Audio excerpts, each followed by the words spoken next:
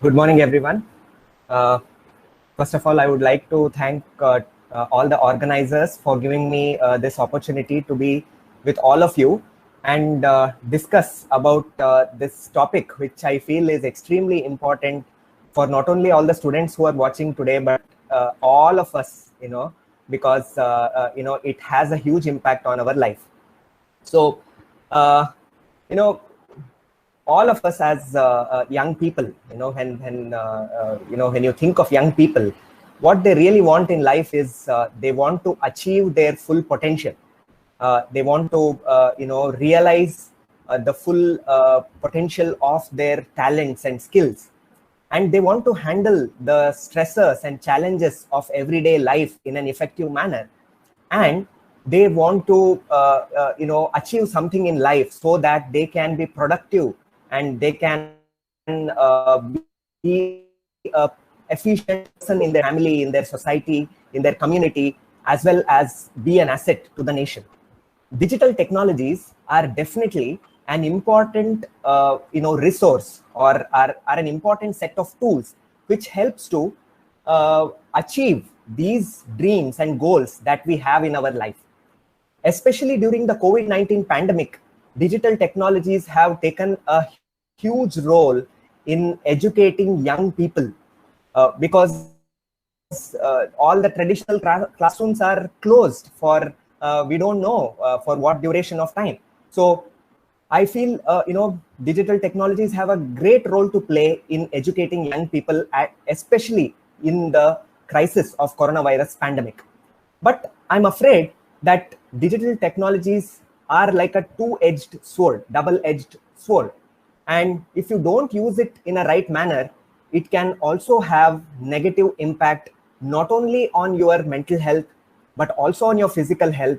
And ultimately, it can be a impairment to your functioning as a good student, and it can hinder the progress in your career and academics.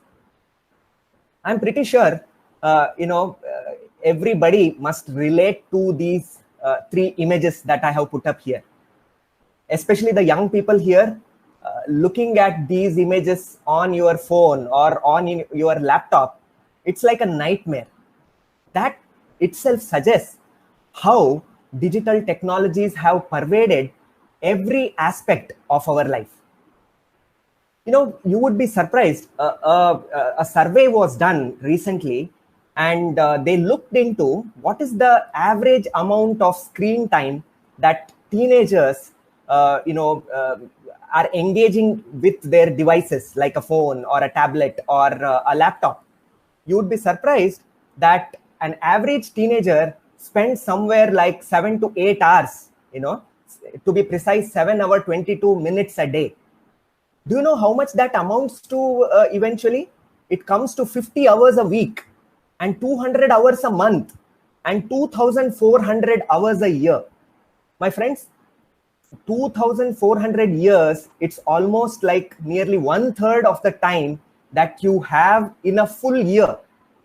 And you need at least 7 hours of sleep every day. So that means another 1/3 goes in sleeping, right?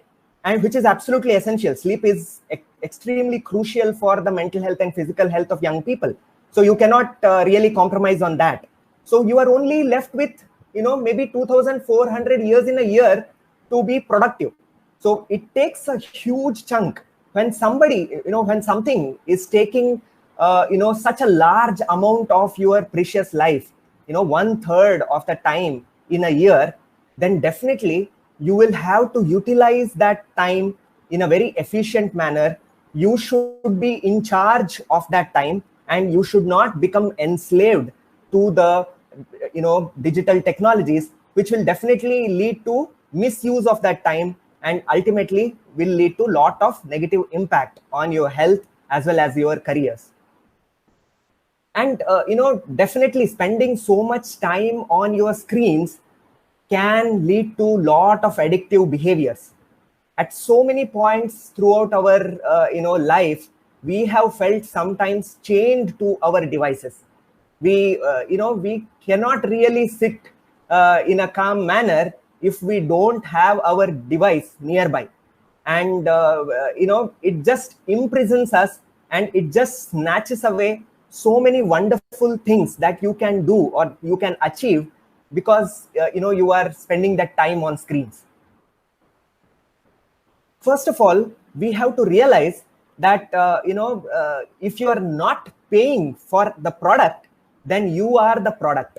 So what happens is, we use so much of social media platforms like Facebook or Instagram or Twitter, or maybe in the past TikTok, and so many products we use them a lot during our day-to-day life. We sometimes may be wondering, like, how does Facebook manage, like, why Facebook does not charge us a fee for using these platforms?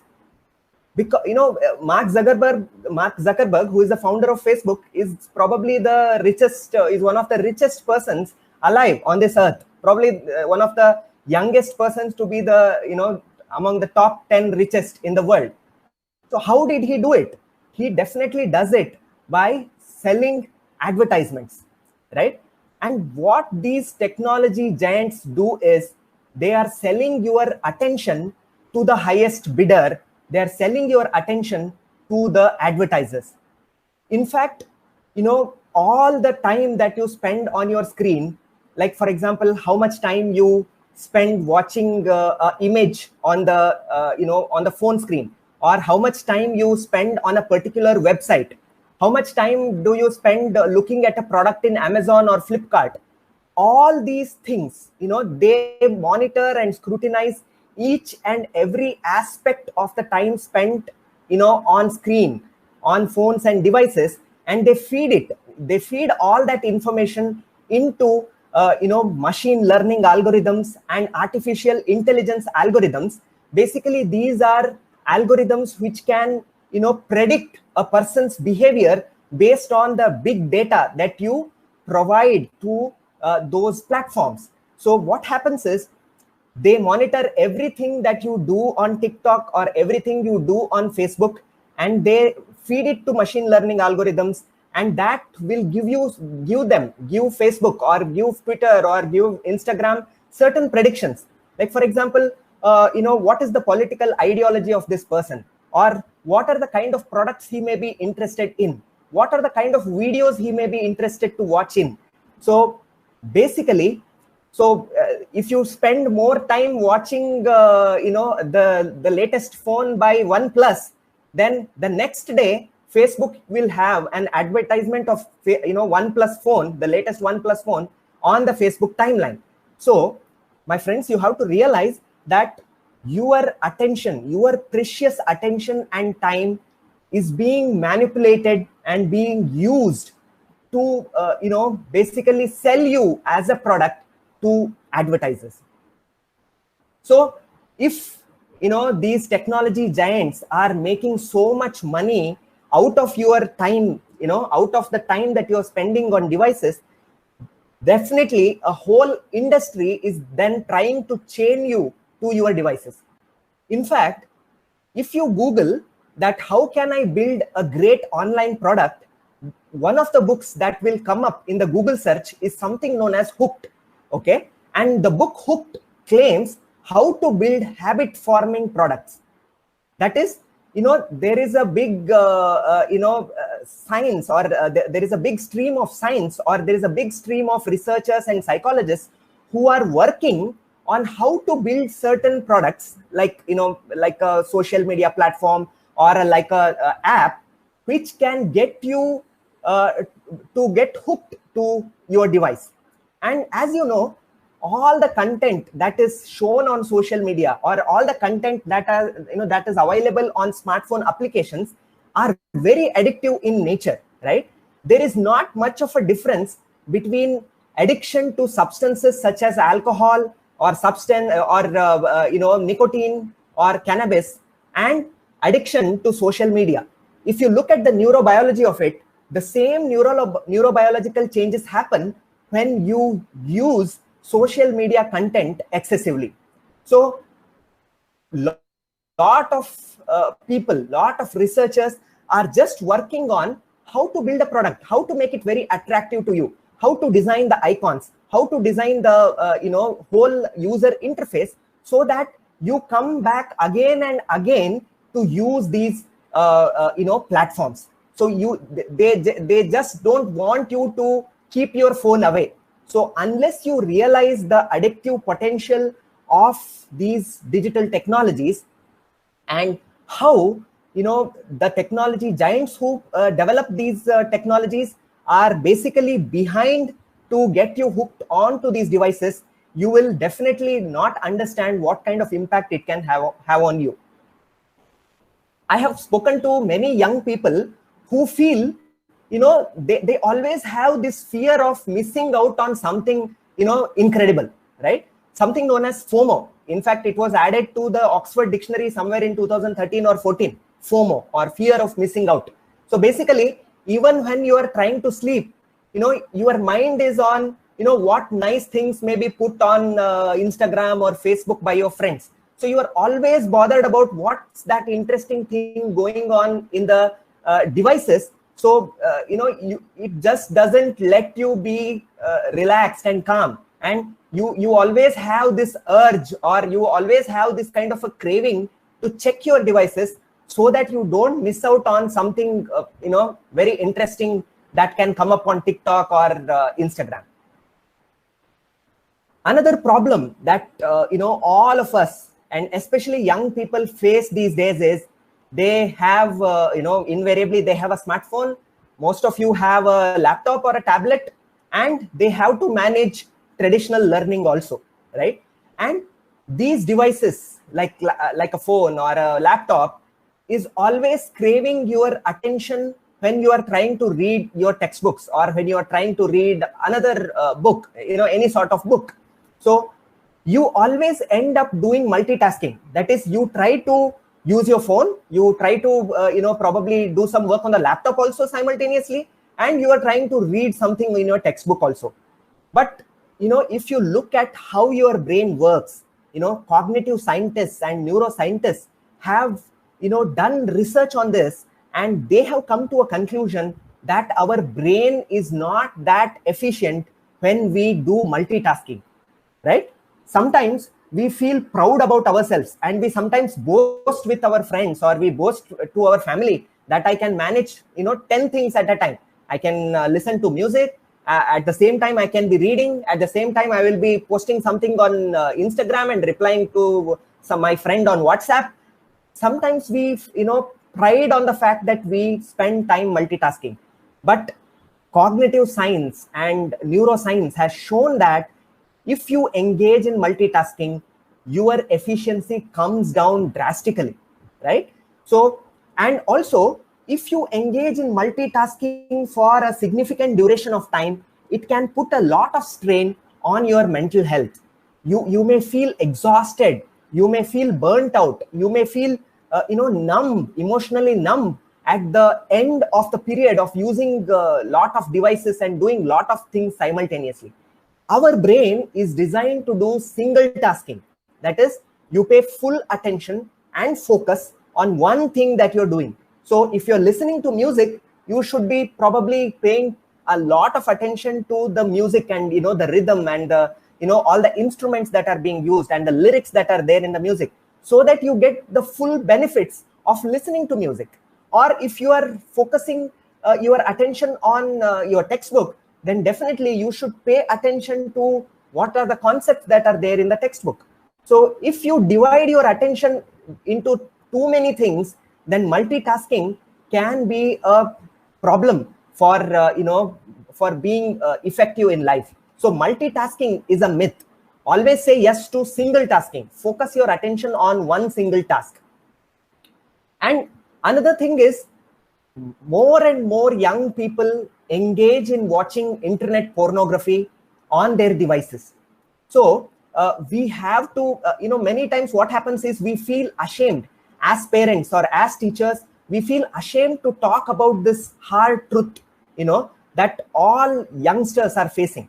So internet pornography can be very harmful to the psyche of a growing individual, because there is so much of unnatural and artificial things that are depicted in pornography, which is very different to what is actually sexuality in real life, or what is, sexual act in real life, right? So what happens is, when a young person watches internet pornography and the edited videos and the edited image which are used in internet pornography, they start feeling bad about their body.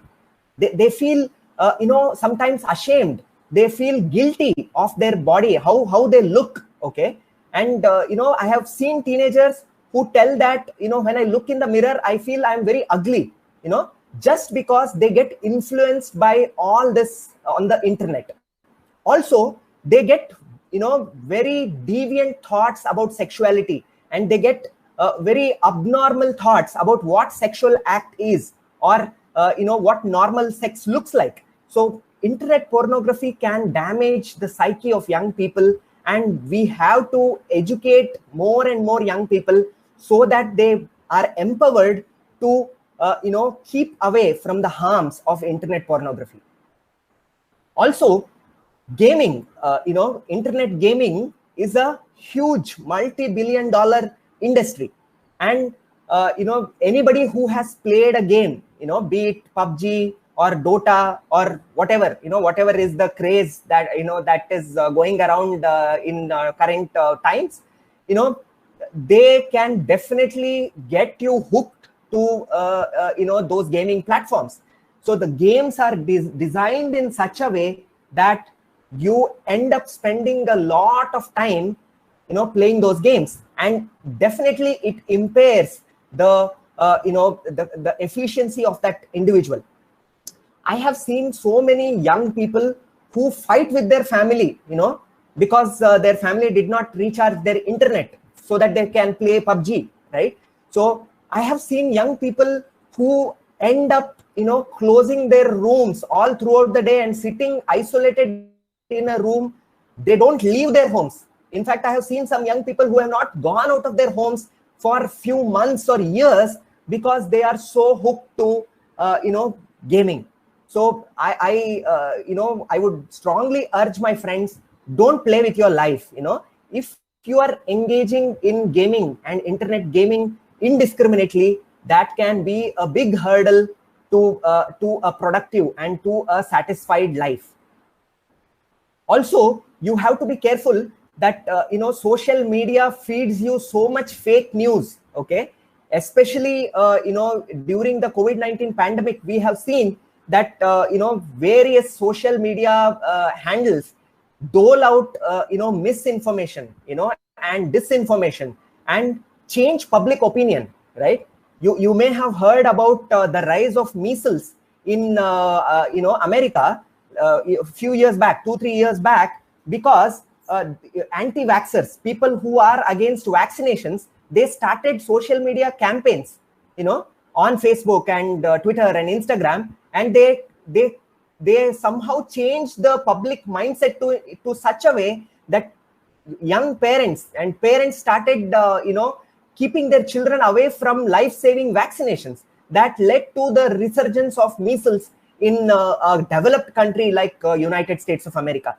Also, we know how subliminal messages, very, very subtle messages that are delivered in the social media platforms can change public opinion and can, change the course of the political dialogue in a country. And it can lead to, voters deciding to vote to a certain party because they got influenced by the content on the social media platforms. So don't believe, fake news is rampant, okay? And fake news spreads faster than the coronavirus. So whatever you see on social media, you have to check, 10 times, maybe 100 times before you believe in that, or before you integrate that into your psyche and, integrate that in your life. We all have a digital identity, right? So, we all identify ourselves in a certain way on a certain social media platform. And our real identity or our offline identity may be a lot different from how we project ourselves from on social media platforms or on various digital platforms. So basically what happens is, sometimes there is a huge divide between what we truly are and how we project ourselves on maybe Facebook. So that leads to a sort of cognitive dissonance. That is, we start feeling very uncomfortable. We start feeling that we are a fake person, because on Facebook we have posted so many pictures of we doing a lot of activities, or we doing a certain set of things, and we try to impress upon our family and friends that we are a certain set of type of individual. But then in reality we know that our offline identity is very different from digital identity. When that happens, when there is a large gap between how you project yourself on social media platforms and how you are in real life, that can create a lot of unpleasant emotions in you, and that can create that can make you vulnerable to develop lot of mental health issues also, right? So we have to stop faking a digital identity, right? We have to make sure that whatever we are in our real life, we project the same on all these digital platforms, so that we feel that we are in sync with life in all aspects of life. Also, my friends, whatever you post on WhatsApp, or whatever you post on Facebook, or Twitter, or Instagram, or whatever you blog on YouTube, or whatever kind of stuff you are putting on all the digital platforms, that leaves a digital footprint, okay?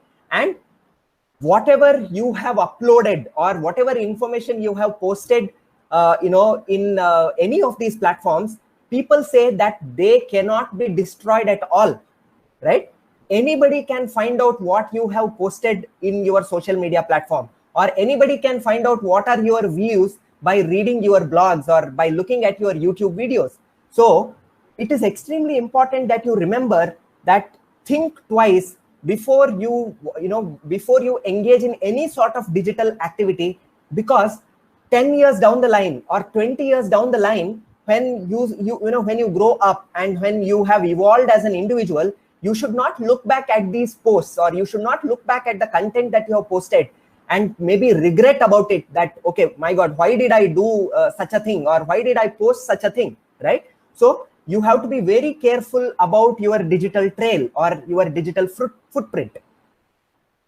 Another thing is, because many of you are getting into health professions, you have to be very careful about doctor-patient confidentiality, right? So to put it in simple terms, your patient has come to you seeking help, and he is divulging lot of private information about himself, right? So we have to respect patient's privacy. We have to respect patient's dignity, right? We all love posting a selfie with our patient, or we all love when we are suturing in the operation theater. If we are suturing for the first time, we all enjoy taking that selfie and posting it on Instagram or Facebook. But ask yourself 10 times to post or not to post. Ask yourself whether you are respecting the patient's privacy. Am I giving out any private information about this patient? Am I hampering the dignity of that individual by posting his pictures online? Okay. And also, I would strongly dissuade you from posting stuff in the hospital, or things that you do in the hospital online, because all universities have strict regulations regarding these matters. But if you are doing something and you know that it's harmless, always take your patient's consent also before you post anything about whatever case you have seen or whatever things you are doing in the hospital. Always remember to take consent before you post anything. So think twice, think 10 times before you post anything online. Also, another thing that another danger that these digital technologies can bring up is basically when you are facing a person in real life. For example, you have a friend and you don't agree with his political ideology. Okay, he is a follower of a certain political group, and you don't agree with that. When you are talking with him face to face, you are making sure that you keep your demeanor, and you have a certain set of social manners and social regulations you have, so that you communicate to him your difference in opinion, as well as don't hurt him or you don't harm him with your words. But what happens online is, or what happens when you are posting something on social media platforms, you are not very careful about these things.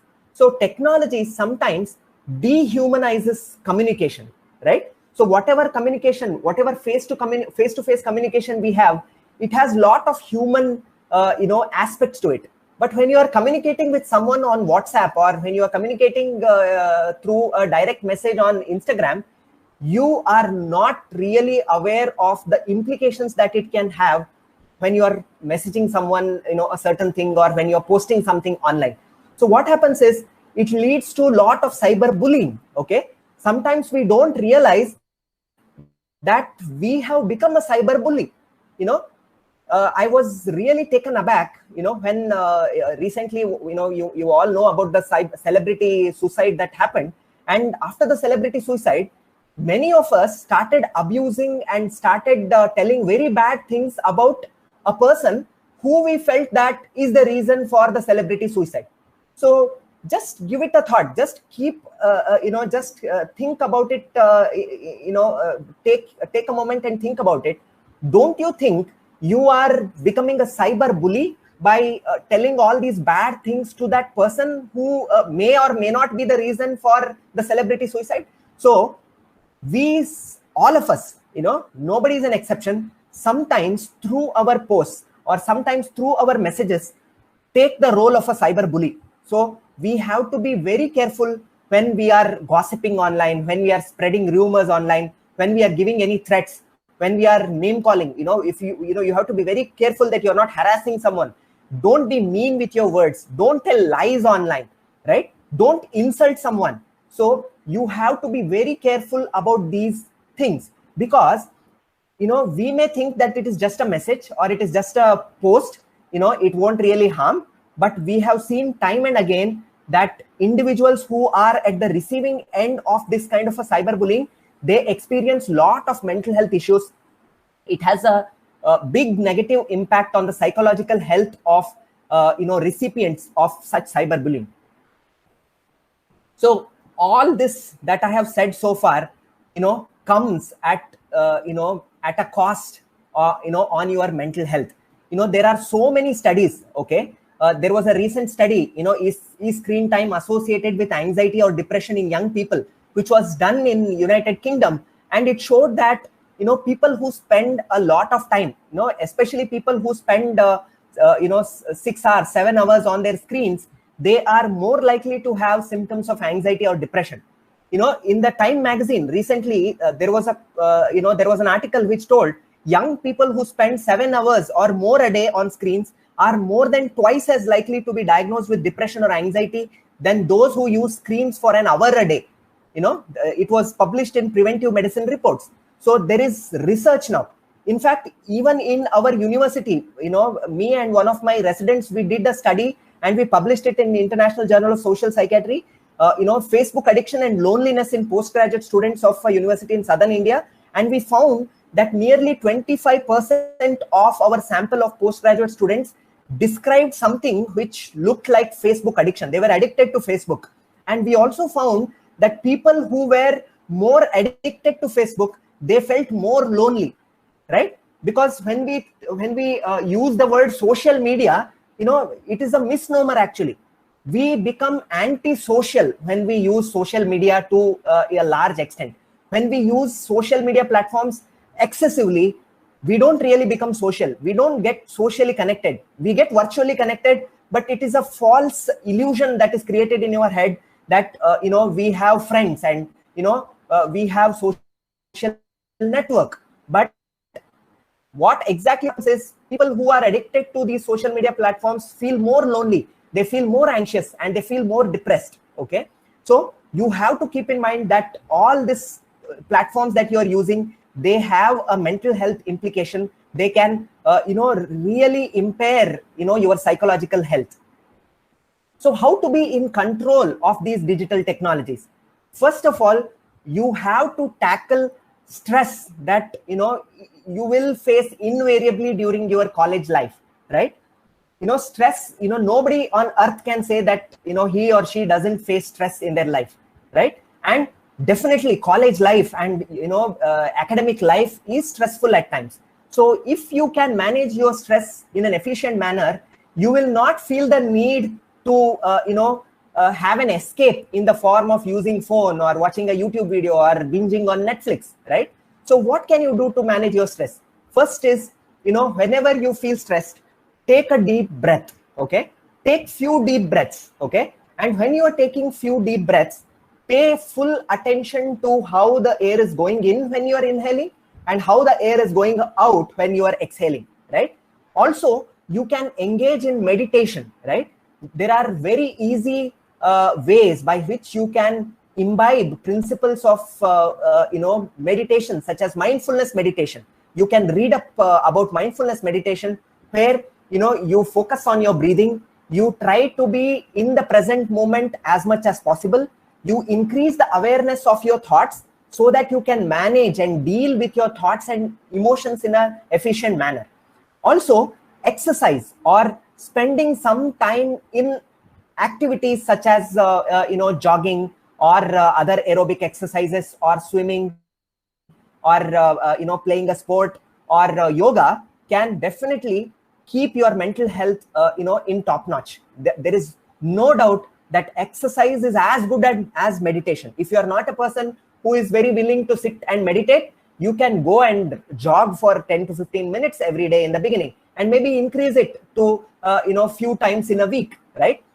Another thing is, when you spend time in nature, when you spend time watching the greenery around you, when you watch the birds and the animals around you, that can bring a lot of relaxation in you. I'm very proud that Yenapa University is a very green campus, So if you can spend some time amidst the nature, it can bring a lot of relaxation in you. It can help you de-stress. Also, sleeping is an extremely important thing that all of you should keep in mind. Sleep is the cheapest medicine that you can take to take care of your mental health. So to recharge your physical health, to recharge your mental health, you all require at least 7 to 8 hours of sleep, right? And it is extremely important that you don't spend time with devices in the bed, because it deprives you of precious sleep that you should get to feel relaxed. Another thing is, connect socially, right? So leave social media platforms, restrict your social media platforms. Connect socially, connect with a friend or connect with a teacher, connect with a family member in a real sense. You can even join various clubs that are there in the university, so that you utilize your time, you feel connected to your friends and peers. Eat a healthy balanced diet, which includes vegetables, fruits, okay, and includes a good balance of proteins and carbohydrates. Reduce your intake of junk food, processed food, drinking carbonated beverages.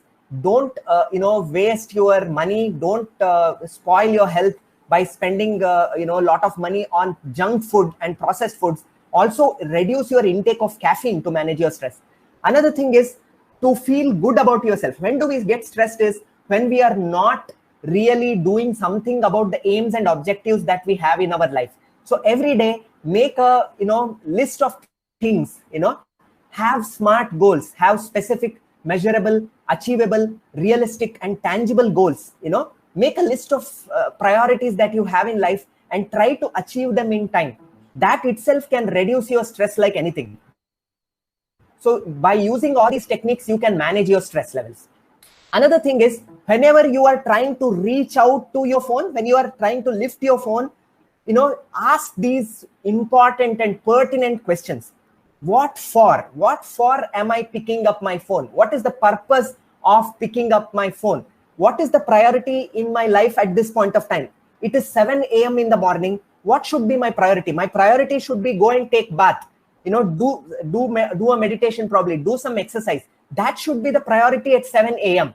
At 10 p.m. in the night, the priority should be I should get good sleep. At 2 o'clock in the afternoon, your priority should be pay full attention to eating your food. At maybe 6 o'clock in the evening, your priority should be spend time reading stuff which you have listened to in the classes that day. So whenever you are reaching your phone, ask yourself, what for am I picking up the phone? Is there a real purpose and meaning to what I am doing by picking up the phone? Other thing is, why now? Why is it required now that I use my phone?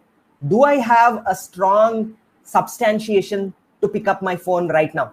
Another thing is, what else do I have to do now?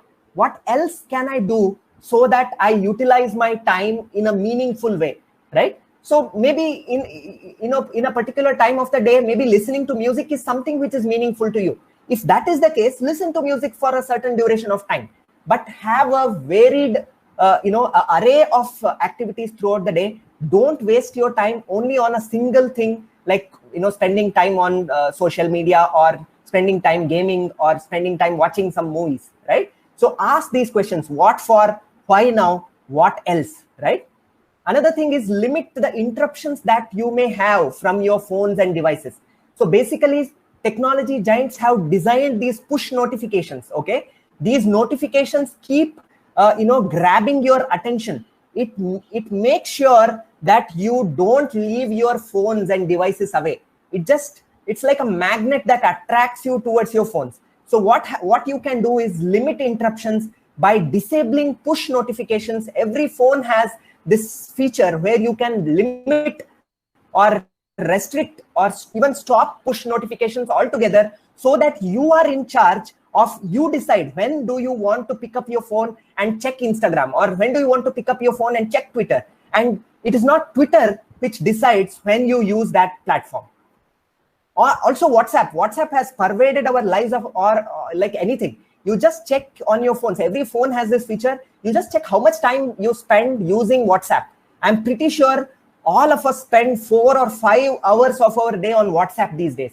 So you have to make sure that at least many of the groups which has lot of forwards and which really don't have anything useful, mute or minimize notifications from such groups. You can also choose to mute notifications for a year altogether, right? And only, maybe once in a week, look at these groups, right? Unless, it is absolutely essential for you. Also, another hack that you can use, another trick that you can use is, many times what happens is, if you have enabled, a fingerprint security thing, or a touch ID, or if you have enabled a face ID, or any other mechanism, what happens is, you unconsciously sometimes pick your phone and it is unlocked and ready to use, right? What you can do is, because you can subconsciously start using your phone without your knowledge, you can reduce that by putting a long alphanumeric code, okay? Make a password very difficult with lot of alphabets in capitals, and lot of numbers are also in that password, so that it should be a tiring experience for you to unlock your phone. So what happens is, when you spend time putting the password in the lock screen, you will probably ask yourself those 3 questions that I have already told you. Why, what for, why now, and what else, right? So putting a long alphanumeric code can, give you that small duration of time to think, basically, to consciously think about what is the use of picking up the phone at this point of time. And it can reduce the subconscious usage of phones. Also, every platform, every social media platform, every app that you have on your phone can definitely has definitely got certain features by which you can monitor or restrict the time that you spend on those platforms. Why these people have put these things is, they have faced lot of criticism in the last few years that digital technologies are impairing the well-being, emotional well-being of people who use it. So what has happened is, at least these platforms and at least these technology giants have started thinking about digital well-being of individuals, and they have given options to set restrictions on every app. There are also certain ways by which you can limit, how much time you spend on Facebook or Instagram, or how much time you spend on each app, right? Like, for example, you can set that I will spend only 15 minutes a day on Twitter. I will spend only 10 minutes on Facebook maybe, right? So there are various ways by which you can restrict the amount of time that you spend on various apps and platforms.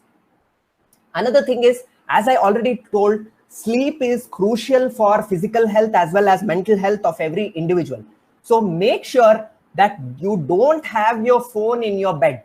Keep it away from an arm's distance. Your phone should not be in an arm's distance. If you have to pick up your phone, you will have to get out of from bed and then go and pick up your phone. It should be like that. Because what happens is, once you have the phone in your bed, you must be seeing in the picture, the phones emit lot of blue and white light, okay, which sends a signal to your brain that it is not yet time to sleep.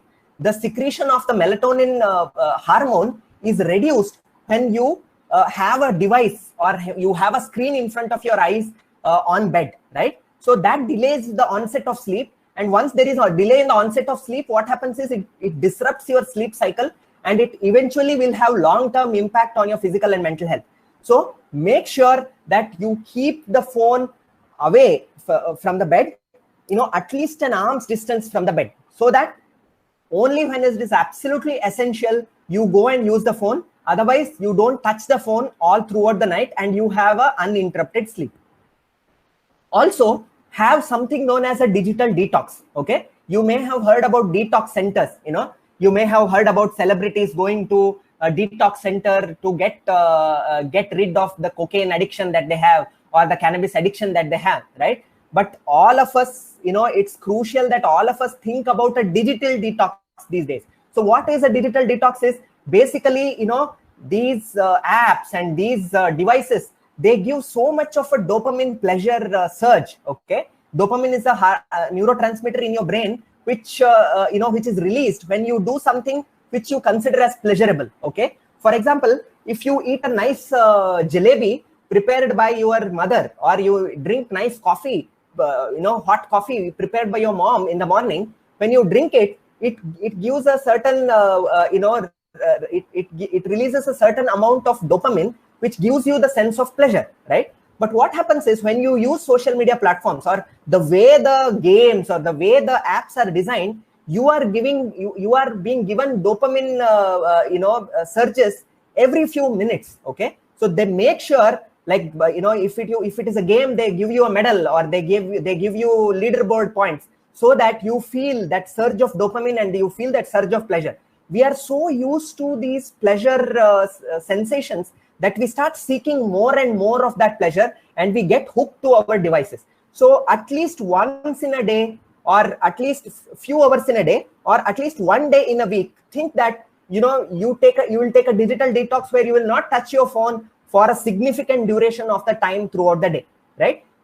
I am pretty sure it would be very difficult in the beginning, but if you can do that, if you can keep your phone away for one whole day in a week, definitely that can retrain your brain to get engaged in activities which are much more meaningful to you.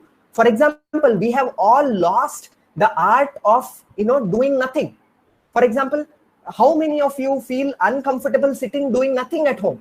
Like, for example, just lying down on the couch without doing much of an activity. We get upset, we get annoyed when we don't have something to do. That has happened because of the relentless use of digital technologies, right? So we have to learn the art of doing nothing. We should also try to understand that boredom has its merits. When you feel bored, you need not replace that boredom with something pleasurable. It is absolutely essential that you feel bored. When you feel bored, it is very likely that you will engage in some activity which is more meaningful. Like, for example, you will clean your room, or you will iron your clothes, or you will do your homework, or you will probably talk with your family member. You will do much more meaningful activities if you are let to be bored. If you are let to in the boredom, rather than seeking pleasure on various apps or digital technologies. So take a digital detox, plan a digital detox. Also, make phone usage a reward for something that you do in a day, right? For example, you can tell yourself, if I finish my homework assignment today, then I will play 10 minutes of a game, right? Make it contingent. Make these make the use of digital technologies as a reward or contingent on something that you achieve, something meaningful that you do in a day.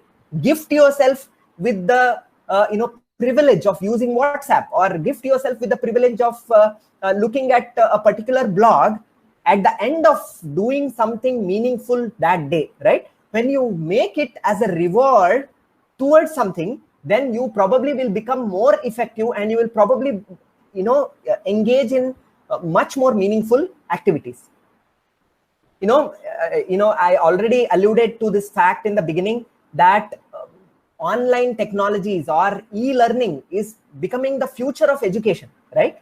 So what that means is more and more of you would be spending a lot of time on your phones, and you would be spending a lot of time on your laptops, because your university or your teachers want you to listen to some video lectures, as you are doing now. You are listening to this on Google Meet, right? So when we are becoming so heavily dependent on digital technologies for our education, right, then definitely you should also become very aware of all the problems that can arise because of these digital technologies, right? When we are aware of the harms, when we are aware of the potential deviations that can happen because of the use of these digital technologies, then we will feel empowered to use it in a proper manner, right? So the future of education is going towards online and e-learning platforms, and you have to be in charge of your digital life if you want to be an effective student, if you want to have an effective academic life, if you want to have an effective career, right? So I found this funny meme on the internet, that's very paradoxical, that most of the things I have got it from the internet, or I have got it from social media platforms, but you can utilize it in this good way also, right? So I found it that somehow we should not evolve to be individuals who become like another apes, or become a slave to these social media platforms, or become slave to these gaming platforms or these apps, right? We should evolve in the right way, right? And evolving in the right way means that we understand that digital technologies can have a huge role in the physical and emotional well-being of every individual. And if we can use digital technologies, I'm pretty sure in various other lectures you will be told about how there are so many wonderful ways by which you can use YouTube, or which we can use various networking platforms, so that you get benefit out of it. Okay, you get more benefit out of it than harms, right? So I urge all my friends who have joined here, take charge of your digital life, so that you become an effective student, right? And you achieve all the dreams and goals that you have in your life. Thank you very much to all the organizers who have given me this opportunity to engage with all of you, and all the best for your life